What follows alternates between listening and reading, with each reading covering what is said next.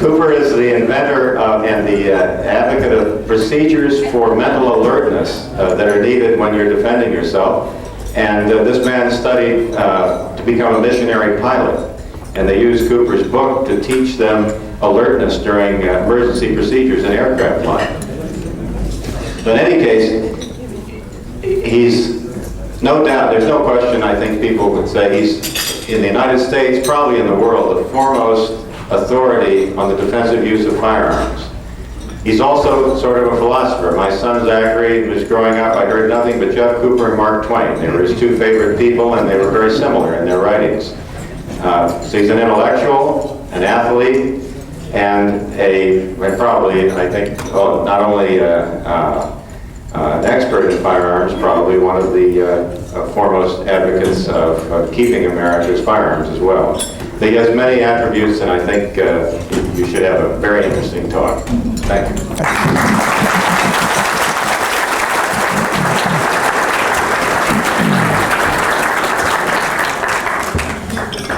Well. Good evening, doctors. I feel rather out of my depth in addressing such an association of distinguished loose cannon.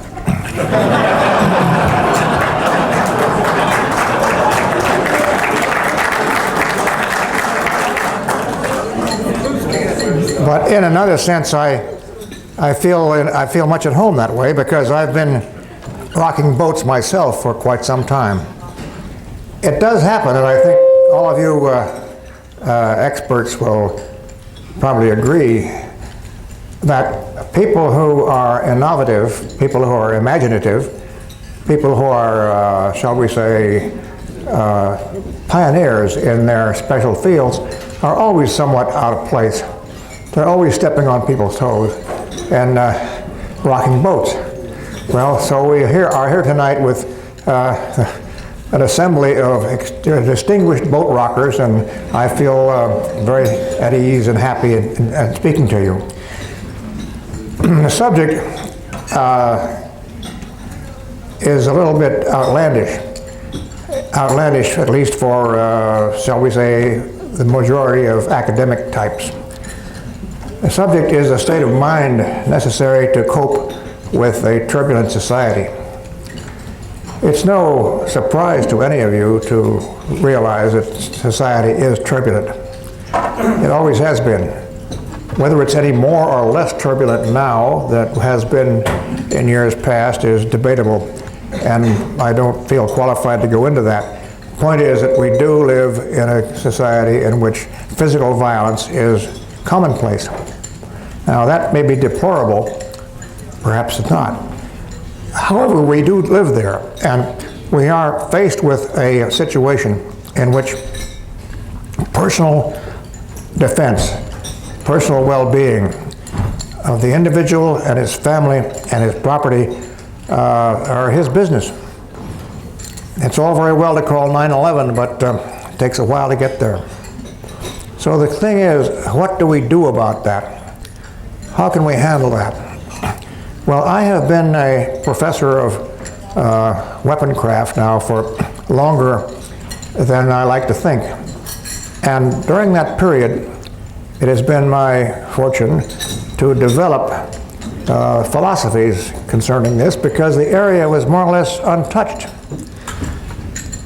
Unless you were a specialist in such things, you will probably be surprised to find that the methods of using firearms are not age-old. They have been developing and evolving while we watch.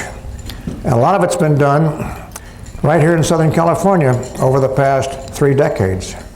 Now, whether that's worldwide or not depends upon what book you're reading. But the fact is that we do know a lot more about it than we did at the close of World War II. It isn't that people haven't been shooting, but they haven't been shooting awfully well. Now, is this a good or a bad thing? I'm sure you all are reasonably familiar with that Chinese fire drill we had up at Laurel Canyon here in North Hollywood. 800 rounds fired with a couple of casualties. Now what's going on there? What problems can we face? The problem is not technical. It's not a matter of marksmanship. It's a sociological problem. And with that in mind, we can take the notion of technique and put it to one side. Now, over the decades, I and associates of mine have evolved ways of teaching people to use sidearms very efficiently. But the question is whether that matters or not. When you have a case where you have an easy target at close range, what good is marksmanship? Do you need it? Does it matter? An example, not too long ago in West Los Angeles, a young couple were beset by a goblin on the second deck of their apartment who pushed them in through their open door and proceeded about his business of assault and robbery and so on.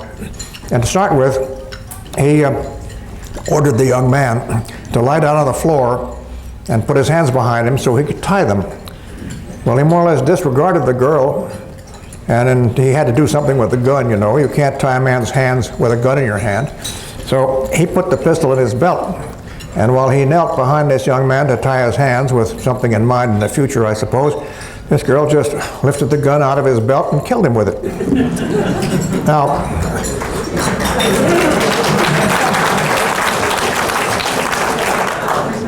when the muzzle is touching the target, marksmanship is really not all that critical.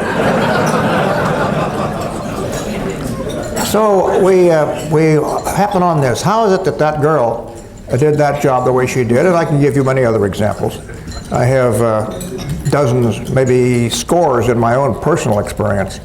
But why does it happen that when she did that and these others did so well, why is it that the other people do so badly?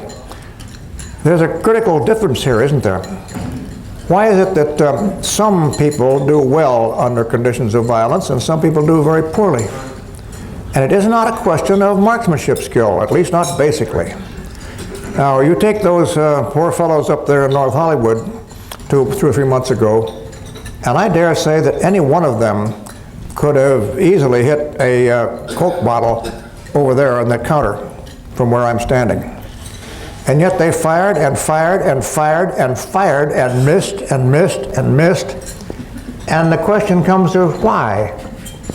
Why is it that they hit on paper targets but they didn't hit in a fight? Well, this again, as I insist, is not a matter of physical technique. It's not a matter of what size gun. It's not a matter of how much training. Immediately after that fiasco, a whole number of newspaper correspondents were busily saying that, well, the Los Angeles Police Department were outgunned. The LA Police Department needed more training. They needed larger calibers. I submit that that isn't the point at all. It's a philosophy of ours, teaching this matter for several generations, that you are outgunned only if you miss. So whether the other guy has 14 shots available, or whether he has full automatic fire available, or whether he has a larger caliber is not important if you don't miss him. So the thing is, how do we attack this problem? Well, it's not as simple as it sounds. It's all very well to say, well, how can we expect a man to keep his head when somebody's trying to kill him? And the answer is, don't make that too difficult. People do that all the time. It's not that hard. Actually, it's easy. And for an individual to say, well, I couldn't be careful, I couldn't watch what I was doing because I was scared, unacceptable. On the other hand, you have to consider what personality you're addressing. Who is it we're talking about? Well, let's divide your shooters into categories. Let's talk about, first of all, the law enforcement, and then talk about the military, and then talk about the private citizen. Now, there are those in the world, and I needn't point any fingers, who insist upon the fact that as they put it, civilians, in quote, should not have firearms. Well, they get that wrong because, of course, a police officer is a civilian. You can look that up if you want. But the fact is, what they mean is that a person who is not part of the public establishment should not be armed. Well, I can point out that the only people who use firearms well, in large measure, are people who are not in the public establishment. Because to be handy with a firearm, you have to like it. There has to be a desire. There has to be a will. And this has been very obvious to me for many, many years, because when you grab a man off the street and put him in a blue suit and say, now you are X, Y, or Z, be so, that doesn't happen. He has to want to do that. Now, I'm not suggesting that police officers can't shoot, because many of the best shots in the world are police officers. But they were police officers, they were good shots before they became police officers. The same thing is true of the military. I'm not putting myself up as an example, but I got into the military because I like to shoot, not the other way around. They didn't teach me how to shoot after I got into my uniform. I got into my uniform because I thought I'd get a lot of ammunition. So we have a situation here as to who is going to do well under conditions of conflict. Who is going to handle it well? Who is going to keep his head? It's not, I repeat, very hard. There are only a couple of small principles you have to remember when somebody's trying to kill you. And that is, concentrate on the use of your firearm. Just two things. Those of you who have been to school realize those two things are your front sight and your trigger control. That's all. You can't think about anything else. You have to be sure that you're not letting anything distract you. Now, you say, well, the man's trying to shoot me, that distracts me. I say, blank it out. Don't let that happen. Now, I don't speak from theory. I have now well over 50 cases of students of mine who, after having been trained, have, as we say, met the elephant. And not one of those people has told me after that, after a successful outcome, that he did so because he was a particularly good shot. He said, I won that fight because I was thinking the way you taught me to think. And that is the answer. The combat mindset, which we use as a title for this presentation this evening, is the whole thing. You have to have the right state of mind, and you have to be prepared for it. Now, that's not as easy to accomplish as it is to suggest. Not everybody has the state of mind to face up to lethal violence. Most people are astonished when it comes to them. And yet they shouldn't be. If they read the newspapers, if they look at the television, they know that this happens all the time. So why should they be astonished? So what we try to do in teaching people to handle this problem is to remember that it can come to you, and it can come to you now. So that when it does come, instead of saying, oh my God, my life's in danger, I'm going to go blind, you say, I thought this would happen, and I know what to do. And of course, the answer to lethal violence, the threat of lethal violence, is counter-violence. This goes contrary to what a number of the kindler and gentler people would have you believe, but it is nonetheless a fact. When somebody offers you, or those near to you, or those innocents, deadly force, your proper answer is immediate counterforce, right then before he's ready. You'd be astonished to see how often when a felon, a predator, a goblin, when he offers lethal violence to a private citizen, how shocked he is when he is resisted. It throws him completely off. It's amazing. We have this, in many cases, on tape of these closed-circuit television things in liquor stores. When a man comes in and says, all right, get your hands up, this is a stick-up, and somebody says, bang, he says, hey, you don't understand. And then he falls down. The mental problem, you see, takes care of the physical one. It's not a question of what brilliant speed. in competition, we work on speed, and we try to teach people to shoot very, very quickly and very well, and the champions do. But again, the mental response is the thing. It's not a matter of a split second. It's a matter of doing the right thing at the right time.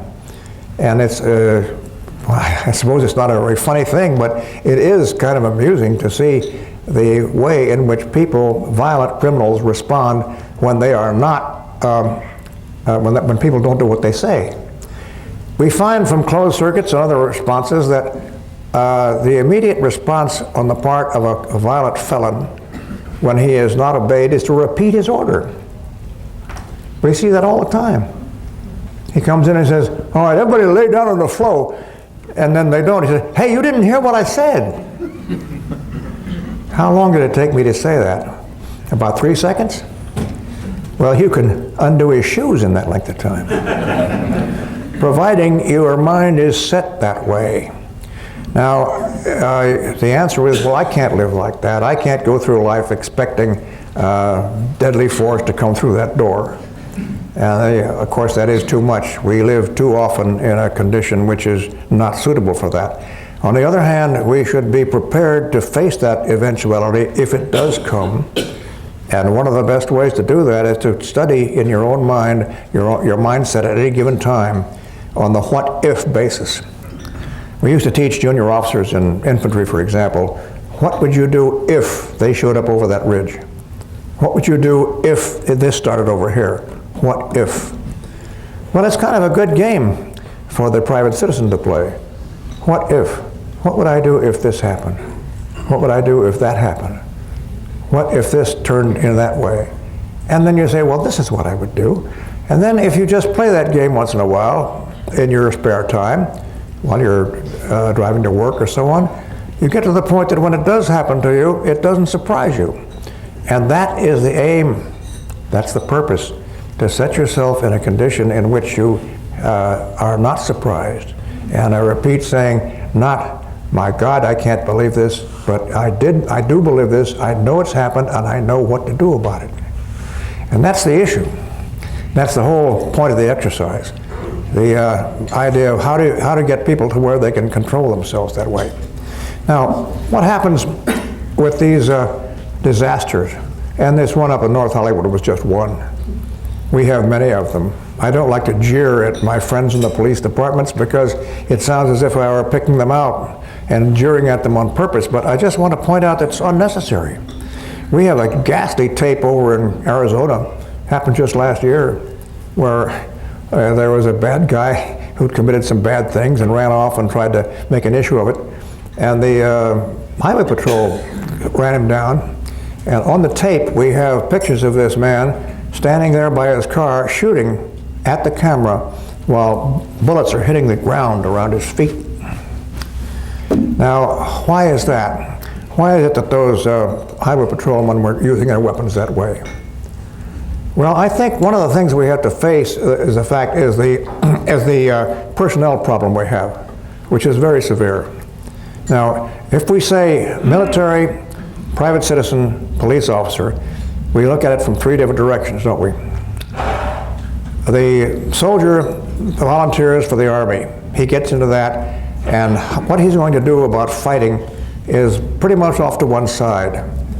The modern infantryman is not particularly excited about using his personal weapon as a general thing. And we have to make some way, make him aware of the fact that it does matter. It can be done, but the stimulus must be provided to him from outside. He must be taught by his superiors, his teachers, his trainers, why he should want these things. Well, that's a special subject, and we don't have many people in the military anyway in that condition, so I won't stay with it. But the next thing we get to is the policeman. Now, the problem we have today, which is, I won't say it's insurmountable, because no problem is insurmountable, but we have a dreadful problem with personnel. Ask any chief of police. He'll tell you in private, what am I going to do with these people?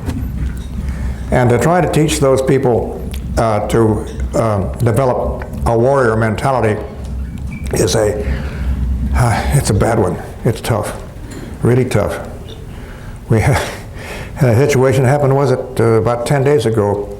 This was somewhere in the Midwest where these two people made an arrest, both in uniform, police officers. And this bad guy they had confronted, they wanted to make a forcible arrest, and so the man in charge told him to get down on his face, and so the girl over here to cover him with her pistol. Well, she stood over there with her pistol in both hands, pointing right at his head, while the suspect was on his face, and the other policeman was trying to get handcuffs on him. Well, while the policeman was trying to put handcuffs on this suspect, and the girl over here was pointing this pistol at his head, she let one go. Missed. She was aimed in on his head at a distance of about 6 feet, and she missed. Well, believe me, that shook everybody up. The suspect went bananas because they're trying to kill me, and she went bananas because this gun went off in her hand. And the officer trying to handcuff this boy was going bananas too, because what do I do about this now? And the whole situation went right up in smoke. Now, the question is, what are those people doing in those suits? What are they wearing those suits for?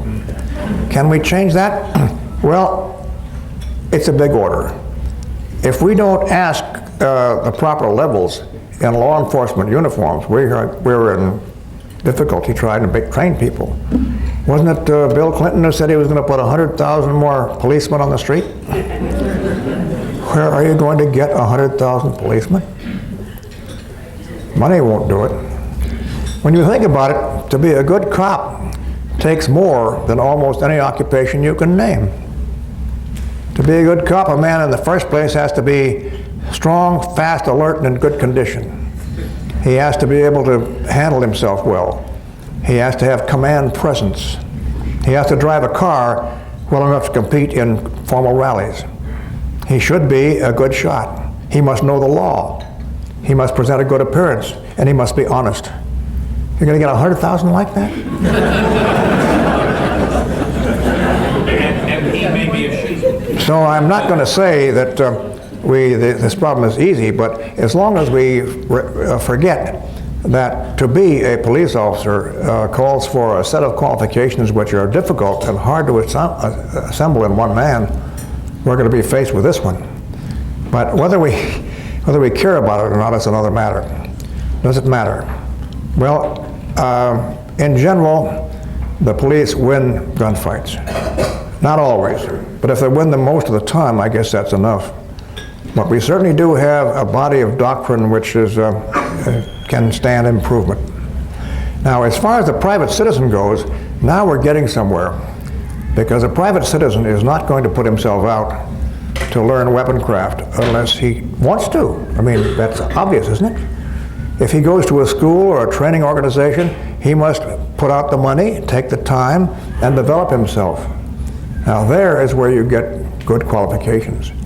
And that's the reason why it exasperates me to hear people say, well, those people shouldn't have firearms. We should only give firearms to the incompetent. This is a difficult one, and it's worldwide, not just here. In Europe, it's very widespread. Only the man in the gray suit should have access to a firearm. What that means, of course, is that it gives the street over to the goblin.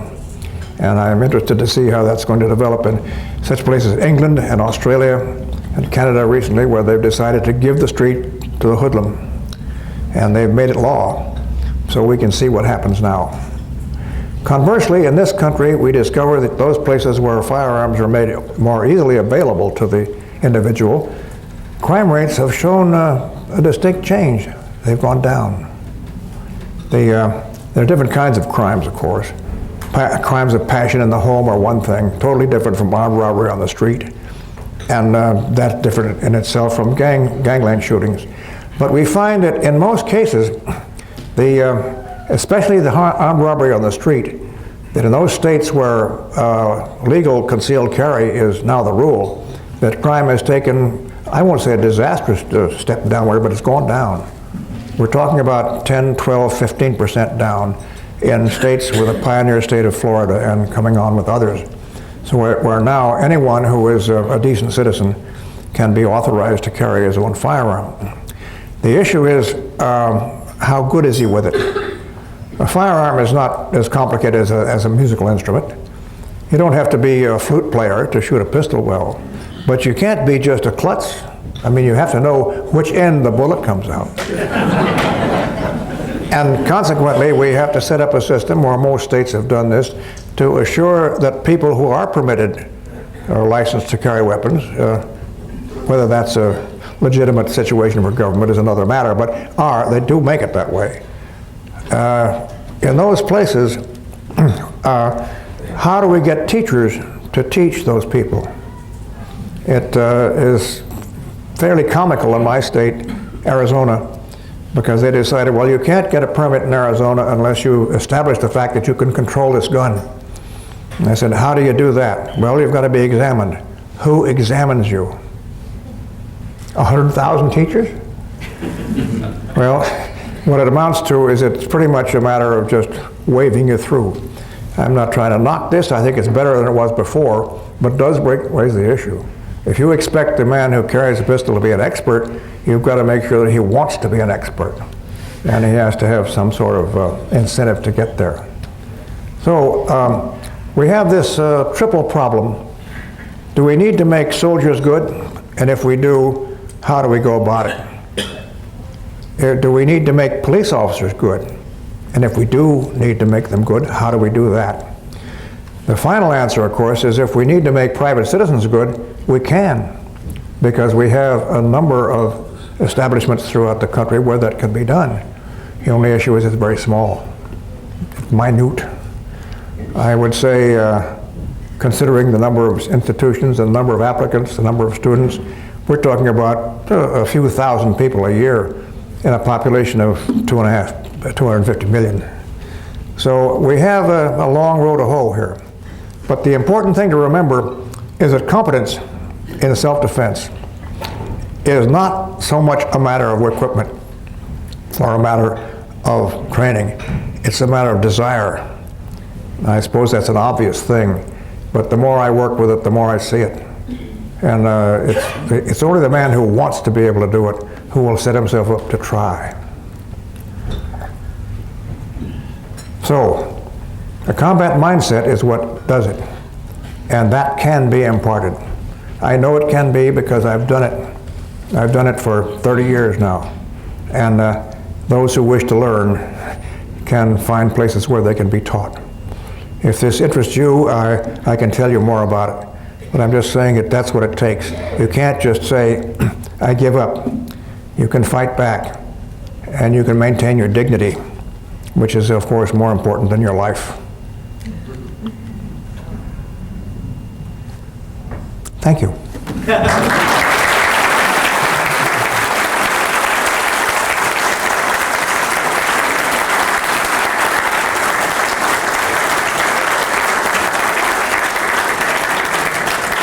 I've got to get unhooked. That's it.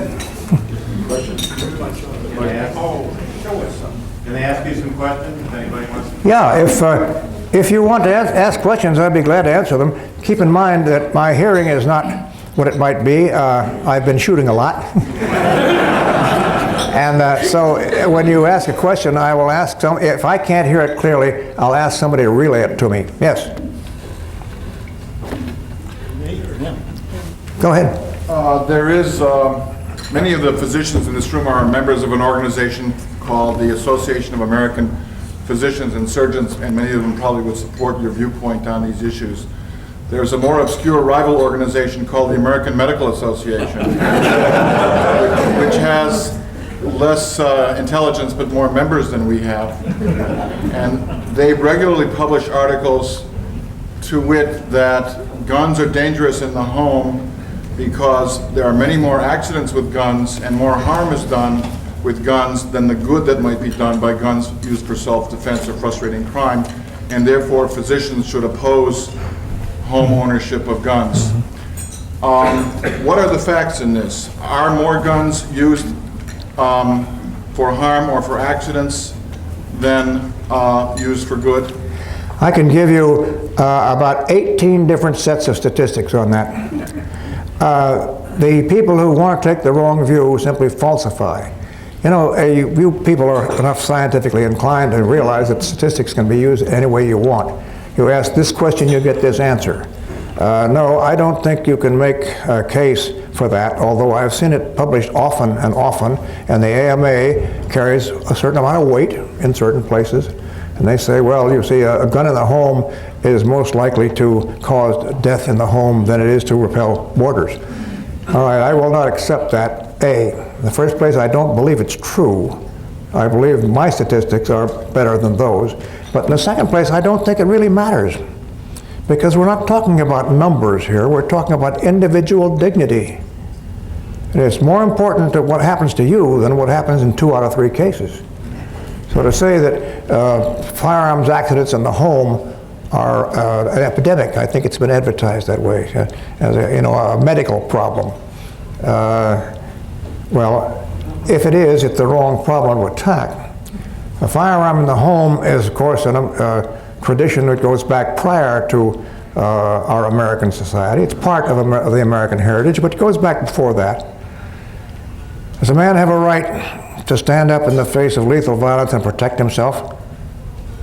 Well, anyone who says he doesn't just doesn't know any history. He doesn't know where we are. He doesn't know how we got here.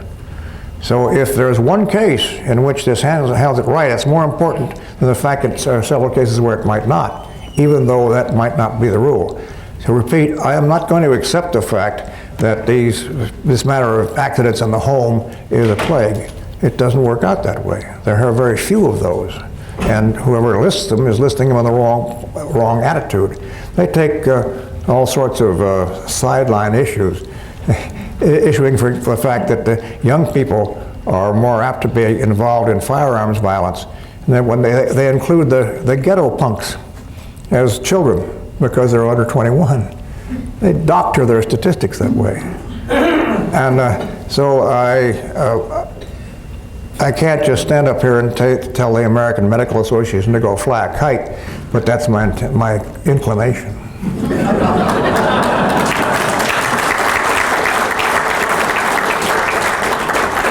Another one, yes, sir. Yeah, my Washington driver's license is valid in California, but my carry permit probably isn't, and isn't in most other states, and yet the Constitution says that states shall give full faith and credit to other states' laws. Have you looked into this very much, or thought about it, or do you just live with it? Have I thought about what question exactly? My carry permit from Washington State is not valid here in California. Mm-hmm. But why isn't it? I see. The matter of why isn't your permission in one state good in another? Yeah. Yeah, that's reciprocity, and it's being pushed now. You can't, for instance, pass a law about that under the Constitution, under the 10th Amendment, because it's not a federal matter. On the other hand, you can pass a law saying it's a good idea for State A to honor the certification of State B, and that's reciprocity, and we're working on it. The Constitution says that every state has to give full faith and credit to the laws of other states. Yeah, and it should hold. Whether it does or not depends on which state. And of course, whether people pay attention to the Constitution, it depends upon time and place, doesn't it? The Constitution says that if the Constitution itself, the body, does not authorize a certain act, that the federal government can't do it. That's the 10th Amendment. And people have paid no attention to the 10th Amendment since Franklin Delano Roosevelt. If you bring up the 10th Amendment in Washington, they laugh at you. Social Security, for example, who says that the federal government is authorized to get into the insurance business? Certainly not the Constitution. So when we plead constitutionality, which you have done, sir, and done very well, I'm saying you're right. But if the people don't want to obey those laws, who does what? And we're getting into a very delicate situation now. If the government doesn't obey its own laws, who disciplines the government? Now you can say, well, we can vote. Yeah, we can vote if we will, but suppose they don't like the way we vote. What happens then? We're getting into a very delicate situation here, and I don't like the looks of it at all. I think it's probably that the great majority of the American people are so apathetic that they don't care whether we follow our own Constitution. I feel strongly about the Constitution, but I would go one step further and say the Constitution isn't the origin of the Bill of Rights. As it says in the Bill of Rights that all men are created equal and are endowed by their Creator with certain unalienable rights, among which are. It doesn't say the state does that. These rights are given not by the state, but by the Creator. And if you don't believe in God, you're in tough trouble. Ours Entertainment Channel, I believe, had a special on the history of the gun a while back. And one of the fascinating things I found was they talked about how the American Revolutionary War soldier was absolutely feared in many cases by the British soldier because they had been carrying a gun since they could carry a gun, and they were crack shots. And when the British couldn't hit the Americans could knock out the British at 100 to 200 yards. Do you have any other details about the superior marksmanship, weapon handling capability of the American soldier from First World War, Second World War up to present day? Sure. Because of the fact that, like me, since I've been 5 years old, I've been going out every weekend and shooting with Dad. Do you have any other details, or is that still carrying over and true in our current armed forces? Don't tempt me. I may go on all night. Seriously, I hear you talking, and the best answer I can give, of course, is that a man is more dangerous if he can use his weapon well. And who is likely to be able to use his weapon well? A farmer who spent his childhood shooting squirrels in the back lot, or a man who was grabbed off the streets of a big city and told to be a soldier? I hear too often you say, well, he was a civilian, a private citizen. He was not a trained soldier. And I say, yeah, who's a trained soldier?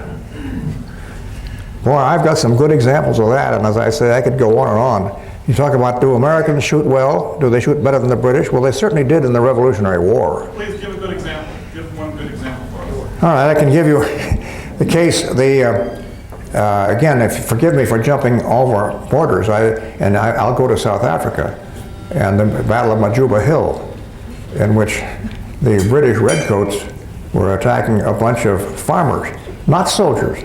The Boers were not soldiers. They were farmers. And they called themselves that. Boer means farmer. And the British officers, when the war began, said, well, you don't believe that these unlettered, unwashed, uneducated farmers are going to be able to stand up to disciplined British redcoats? The answer is, well, we won't stand up to you, we'll just shoot you. Now, whether that matters today or not is problematical, because in today's battle scenes, we don't have many cases. But keep in mind that very recently, the private citizen in his own land with his own gun, Afghanistan, Chechnya, the private citizen with his own gun is a guy that makes the authorities frightened. An armed citizenry cannot be terrorized. They cannot be tyrannized. They won't go. You can't come in there and say, well, we're the government. They say, well, forget it, mister. You don't convince me. And this has been true for a long time, and it will apparently continue to be true, because it's all very well to say that the individual cannot stand up against a tank or a helicopter, but they're doing it, and not 100 years ago, but just today while we watch. You can't discipline people who refuse to be disciplined. And if the majority of people don't want to go along with that, it doesn't matter how many soldiers you've got. I've read that in the last 30 years, the number of federal officers who are empowered to carry weapons has increased by several orders of magnitude. It's gone from a very small number to a quite substantial number. And increasingly they are being militarized in the sense of becoming paramilitary SWAT team type units. Does this increasing militarization of federal law enforcement concern you, and why, and what can be done about it? Thank you. A very pungent question. I don't know how many spies we have in the audience, but I will say that this very point you mentioned, the militarization of people who should not be properly military. We call them now the ninja, the guys in the black suits. Well, one thing we see about them, which is most interesting, is that they're so scared. When the ninja want to put the slam on somebody, instead of coming up and knocking on his door, they show up with a rifle company to take care of two guys. That suggests they're afraid, doesn't it? Does to me. I'm talking in what might be called a subversive fashion now, but I'm not. I'm talking about liberty, which is what this country is about.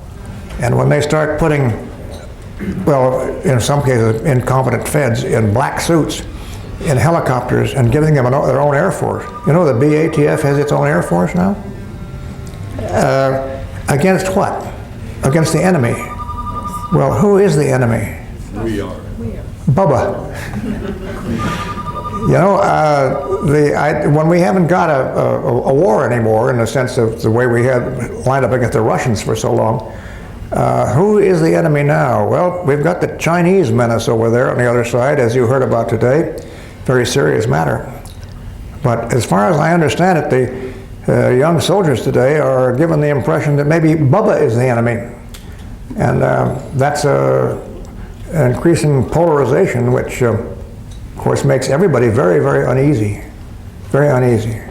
The last thing in the world you want to do is to say, I would resist my own government.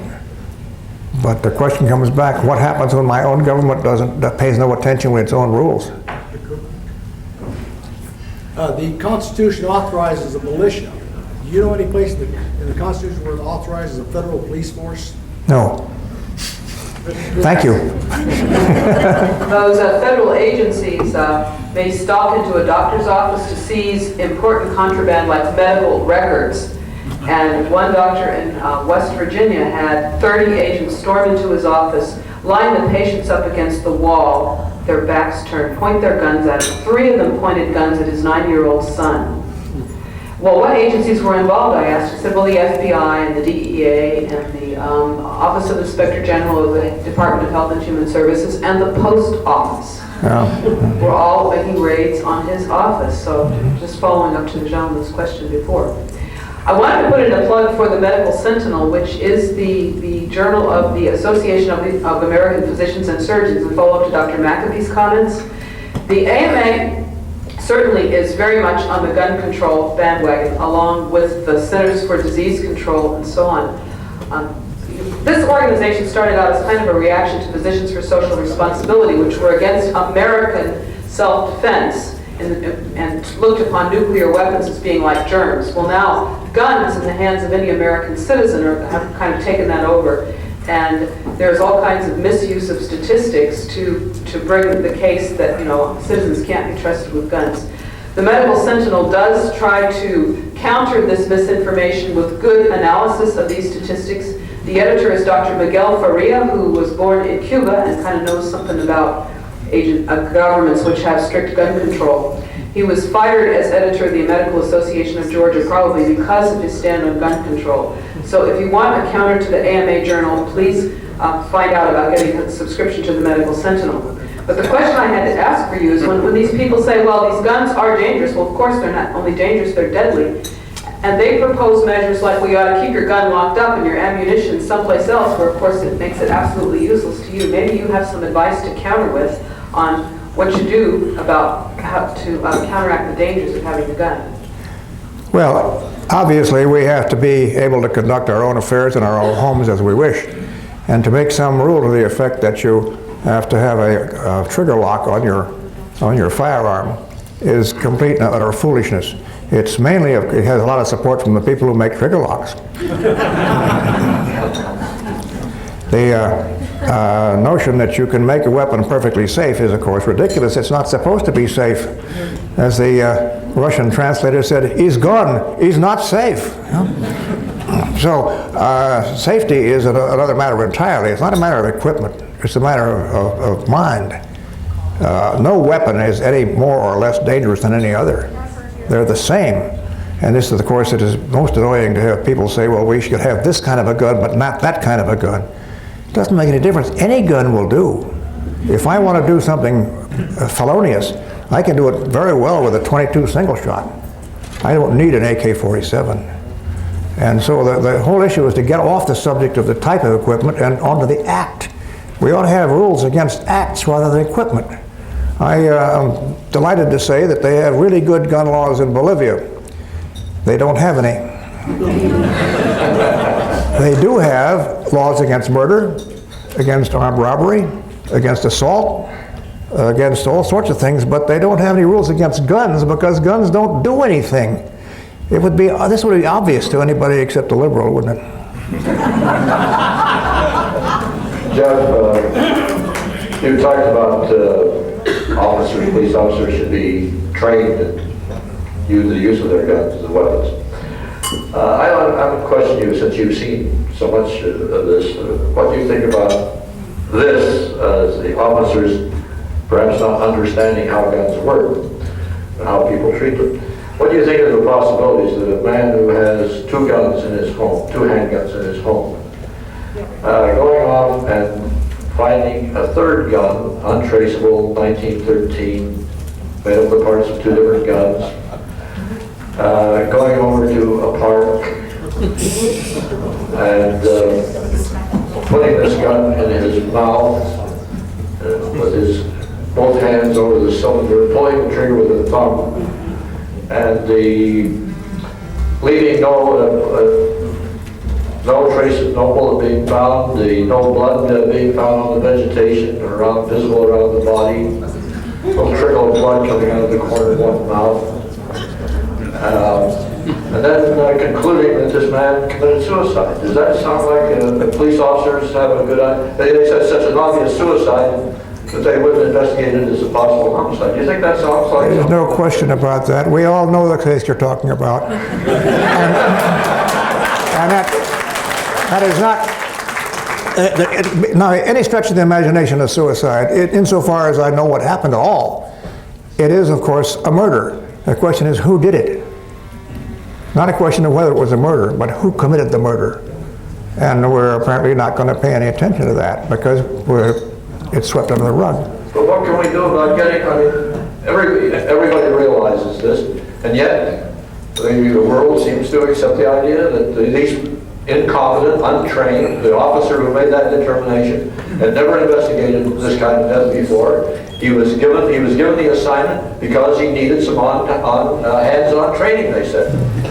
Now, what can we do about this to wake people up to the fact that there's something smelly about this? What we can do... If anybody doesn't know, we're talking about Vince Scott. Sure.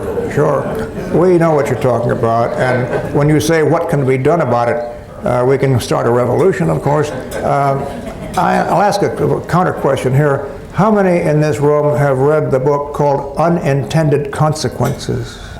1, 2, 3, 4. Yeah, that's by Roth. That's the forbidden book. And I am not advocating that you read it. I'm just saying that this author proposed what we can do. And it's not pretty reading. Who's the author? Ross. James Ross. Unintended Consequences. It has many things wrong with it. It has a lot of technical errors, and it's lashed through with what I would call kinky pornography, which is unnecessary. But it does put an issue. What are we going to do about this when the government doesn't obey its own laws? Part of the funding for the crime bill that you mentioned went to the police department in the town of Rolling Meadows, Illinois, which is a suburb of Chicago.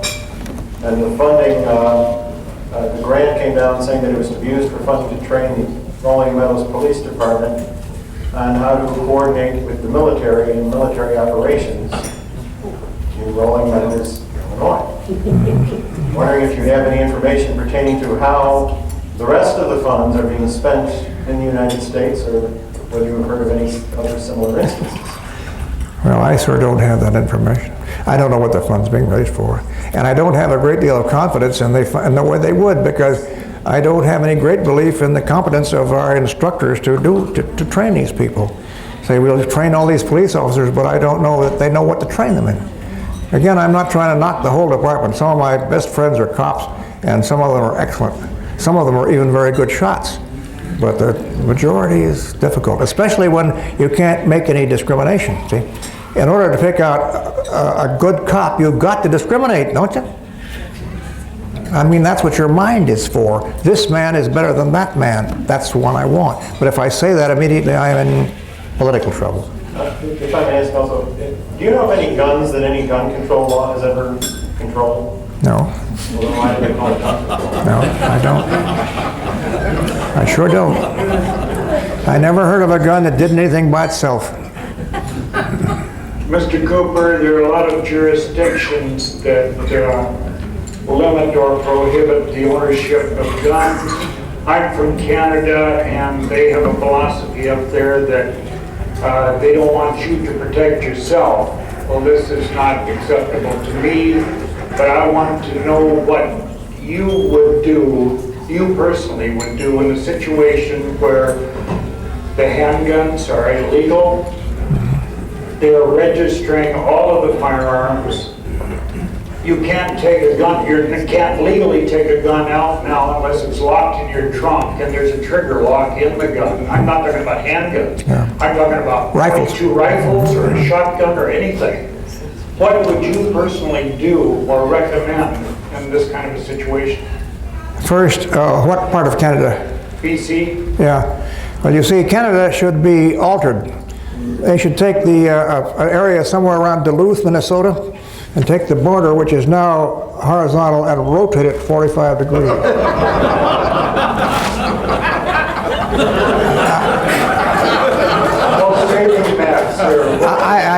I know that's a little bit wild, but the point is, everybody on both sides would be happier.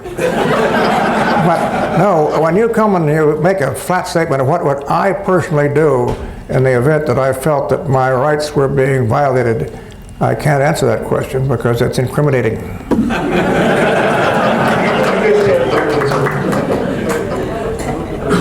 Yes, sir. Mr. Cooper, you're an expert in the personal will to resist, but I happen to know you're also quite a historian.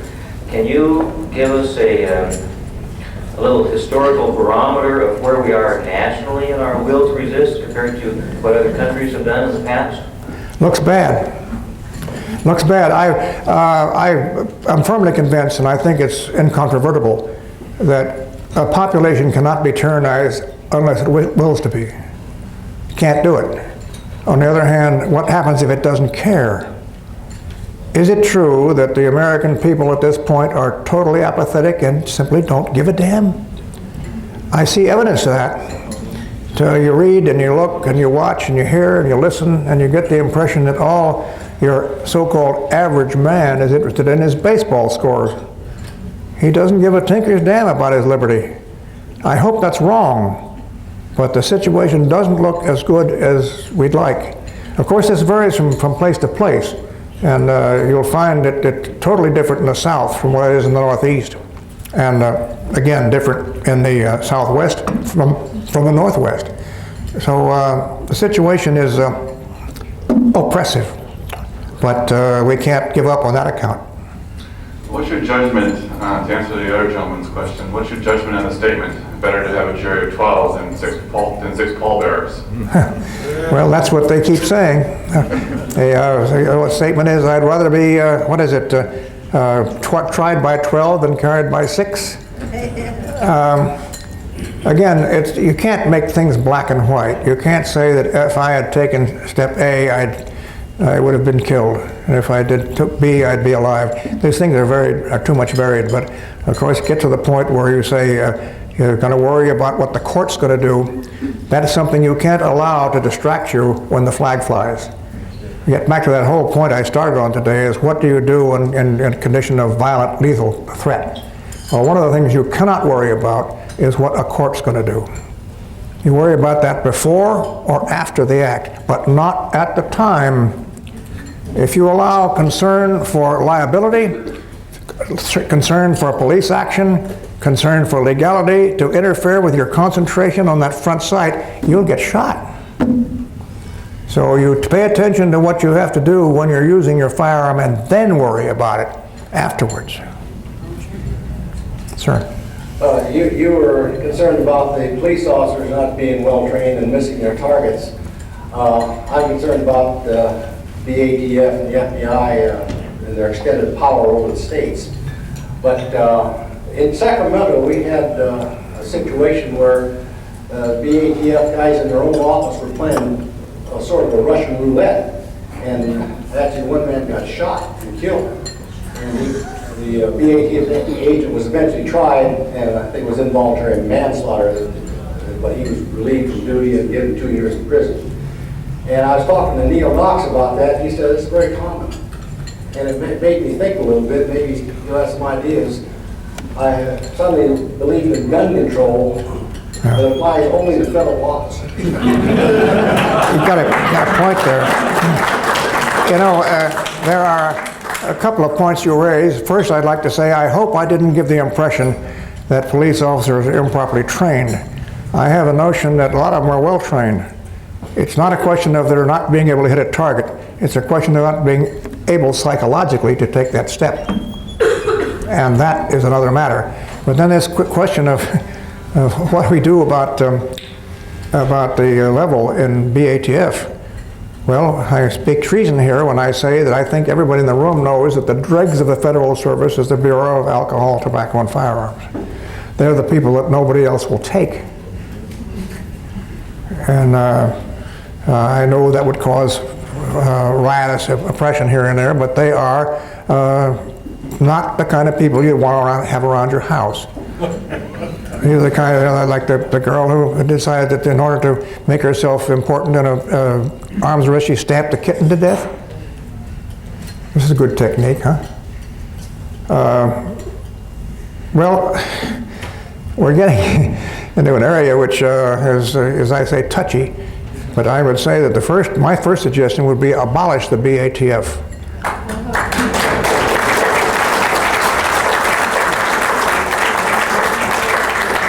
As I said in my most recent commentary, I don't know anything that the BATF does which needs doing.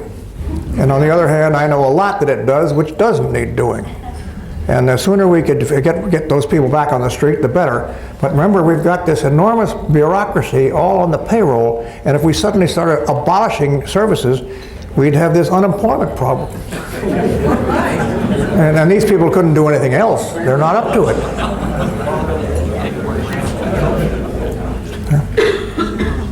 The Constitution, as I understand it, says that citizens have the right to keep and bear arms. But my understanding of citizen means everybody who's over 21 or perhaps 18, depending on the state. Do you agree that kids under 18 years of age should have any rights to guns, and what should be done to get guns out of the hands of the kids, especially the bad guys who are committing about half of their end of violence and a large amount of their criminal violence? Yeah, a couple points here. One is what the Constitution says, who is the militiaman? And I think we all know, James Mason said, who is the militia? Everybody in the country, with the exception of a couple of federal agents. So when they say, are you in the militia? Yes, I sure am. Look up the Constitution. Well, that's not in the Constitution, but in the writings of the Founding Fathers, every able-bodied male, sorry ladies, is considered a member of the militia. That's point one. But when we talk about age,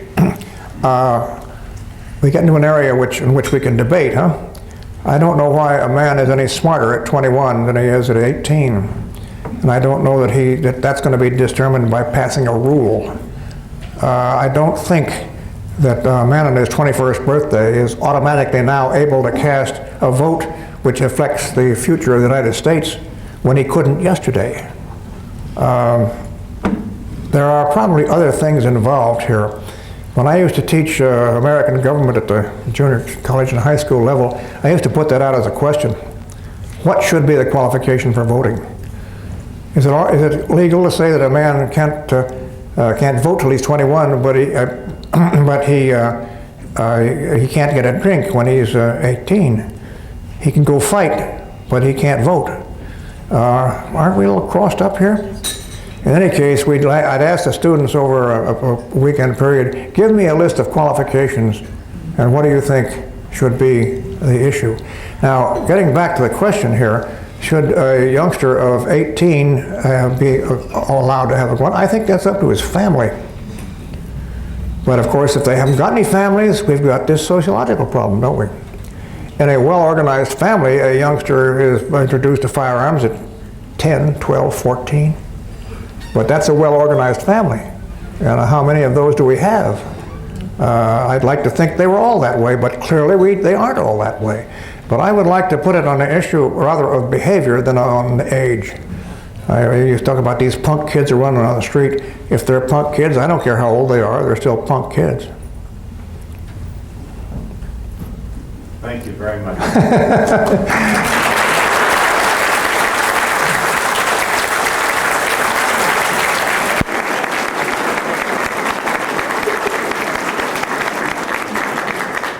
Because I've written here, I could go on like this until the sun came up, but I think we're all running out of steam. Not me, Art is. So thank you very much.